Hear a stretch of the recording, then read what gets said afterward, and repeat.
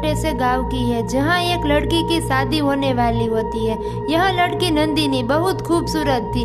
नंदिनी ने घर वाले ने उसकी शादी के लिए सब कुछ तैयार कर लिया था, मगर शादी से ठीक पहले एक अजीब घटना उसकी जिंदगी को पूरी तरह से बदल दिया।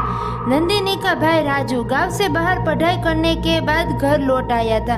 वह एक दिन नंदिनी के पास एक अजीब सी डिब्बी लेकर आया। डिब्बी के अंदर एक विशेष प्रकार की मिठाई रखी थी जो उसने एक साधु बाबा से प्राप्त की थी।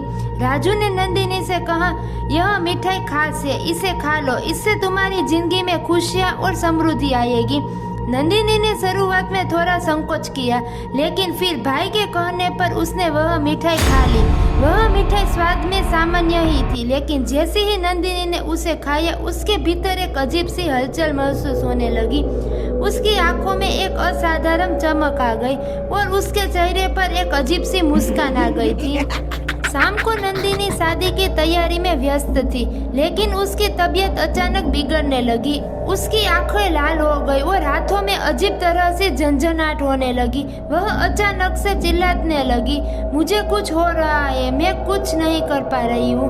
उसकी आवाज़ सुनकर नंदिनी के परिवार वाले दौड़ आए। वे देख सकते थे कि नंदिनी का चेहरा कुछ बदल सा लग रहा था। उसकी आंखें लाल हो गई थी और शरीर में एक अजीब सी गंध आने लगी थी।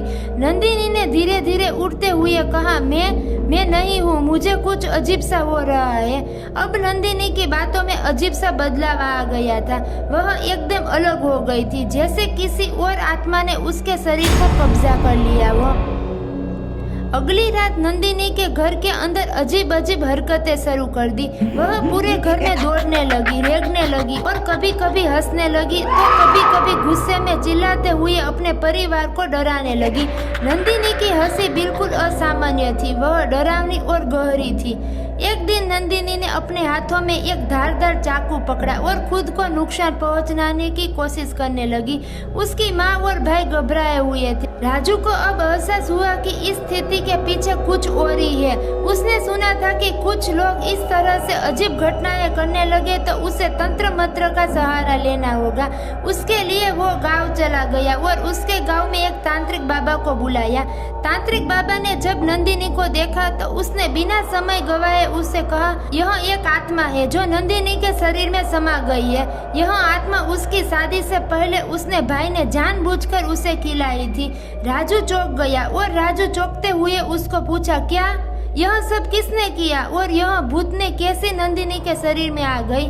तांत्रिक बाबा ने बताया कि वह एक मिठाई जो राजू ने नंदिनी को खिलाई दरअसल एक साधु बाबा ने तैयार की थी। साधु बाबा ने उस मिठाई में एक भूतनी की आत्मा को बंद कर दिया था, ताकि जब वह मिठाई कोई खाए तो वह आत्मा उस व्यक्ति के शरीर में प्रवेश कर जाए। तुम्हारी नंदी के शरीर में जो आत्मा समाई है वह एक खौफनाक महिला है जो पहले एक निर्दोष लड़की थी, लेकिन एक दुख भरी मौत के बाद उसने बदला लेने की कसम खा ली थी।